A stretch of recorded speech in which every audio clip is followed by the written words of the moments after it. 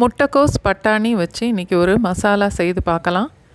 இது சப்பாத்தியோடு சேர்த்து சாப்பிட்றதுக்கும் நல்லாயிருக்கும், சாதத்தோடையும் சேர்த்து சாப்பிடலாம். 1 டேபிள் ஸ்பூன் எண்ணெய், 1 டீஸ்பூன் கடுகு,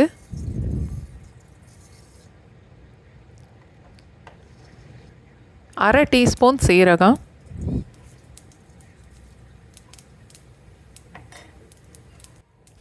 1 கப் அளவுக்கு வெட்டின வெங்காயம், அதோட கொஞ்சம் கருவேப்பிலையும் சேர்த்து வதக்கணும்.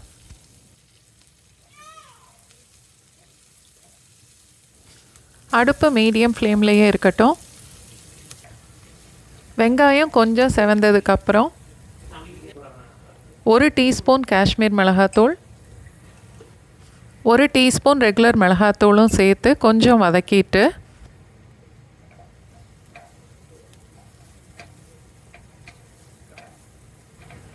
மீடியம் சைஸில் 2 தக்காளி மிக்சியில் நைஸாக அரைச்சி அதையும் சேர்த்துக்கணும்.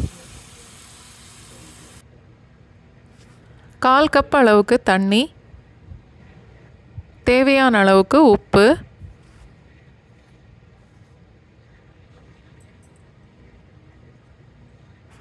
ஒரு டீஸ்பூன் கரம் மசாலா எல்லாம் சேர்த்து நல்லா கலந்துட்டு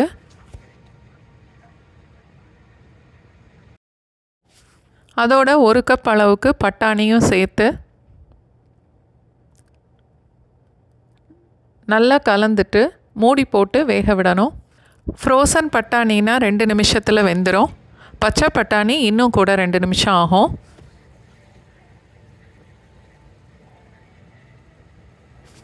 பொடிசாக வெட்டின முட்டைக்கோஸ் 3லேருந்து 4 கப் வரைக்கும் இருக்கும், அதையும் சேர்த்துடலாம்.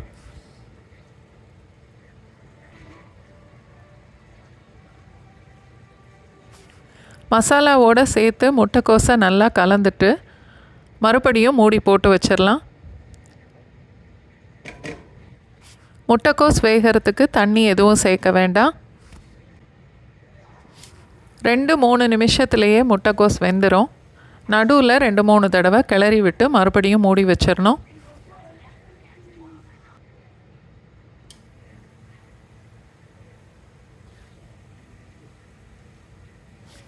முட்டைக்கோஸ் நல்லா வெந்து மசாலாவோடு சேர்ந்து தண்ணியெல்லாம் வற்றி இந்த மாதிரி வந்ததுக்கப்புறம் பொடிசாக வெட்டின மல்லி எல்லாம் கொஞ்சம் சேர்த்துட்டு நல்லா கலந்துட்டு அடுப்பை ஆஃப் பண்ணிடலாம். சப்பாத்தியோடு சேர்த்து சாப்பிட்றதுக்கு இந்த முட்டைக்கோஸ் பட்டாணி மசாலா ரொம்ப நல்லாயிருக்கும். கண்டிப்பாக ட்ரை பண்ணி பாருங்கள்.